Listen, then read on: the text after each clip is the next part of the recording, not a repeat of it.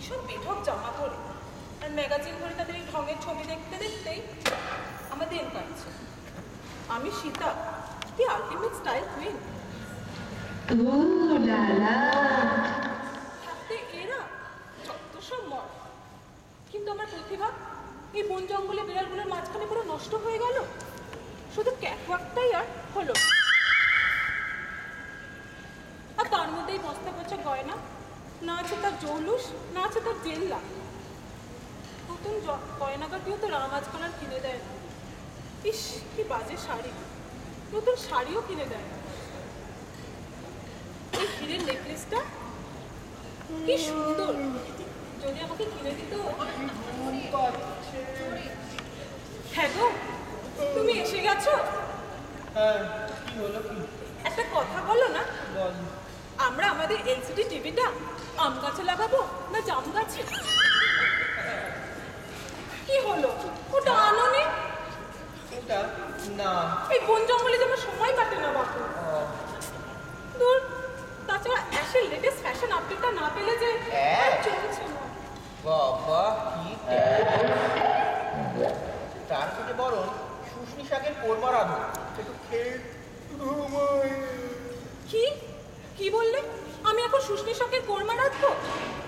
তোমরা যদি আমাকে মিস ইউনিভার্স কম্পিটিশনে নাচতে দিতে না, তাহলে আমি এদো জঙ্গলে আর এই পাতার কুটিরে কিছুতেই থাকতাম না। আমার নিজস্ব একটা ফ্ল্যাট থাকতো, কত গাড়ি হতো, চাকর বাকর হতো, জামা হতো। এই, তুমি ঢুলছো কোন আক্কেলে? তুমি আমার এখন রান্না করতে বলছো কি আক্কেলে শুনি? না না, শোনো, আমি এভাবে আর থাকতে পারছি না। আমি আর লক্ষণ ভাই এখানে না খেয়ে থাকবো না, রান্না করো যাও। কি কি বললে? আমি এখন রান্না করব? না না না, আমি কিছুতেই এখন রান্না করতে পারবো না। কেন, কি কম পেয়েছো কি তুমি জীবনে? কি হয়েছে কি? কি পেয়েছি তাই বলো। রাজার ছেলেকে বিয়ে করলাম, ভাবলাম আমার সুখ হবে, কিন্তু একই তার অবস্থা। 3টে বাঁধা শাশুড়ি, একটা পুরো শ্বশুর, এতগুলো রাক্ষসের মতন দেওয়ার, সবার জন্য রান্না করতে করতে ফেসিয়ালটুকু করারও সময় পায় না। না না, আমি এখন রান্না করতে পারবো না। আর শোনো না, আমার এই হিরের নেকলেসটা না চাই। বাবা, আর ফ্রিজও চাই। ফ্রিজ চাই, টিভি চাই, আবার হিরের নেকলেস চাই। শোনো, তো আমি পারবো না। তুমি বাপের বাড়ি যাও, গিয়ে বাপকে বলো কিনে দিতে।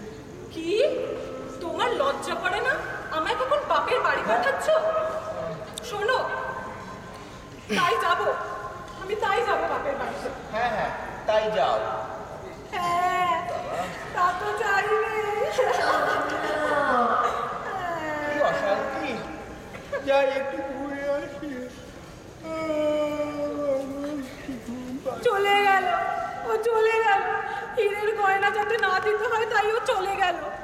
কিন্তু আমিও সীতা, আমি ওই হিরের গয়না নিয়ে তবেই ছাড়বো। হ্যাঁ গো, শুনছো?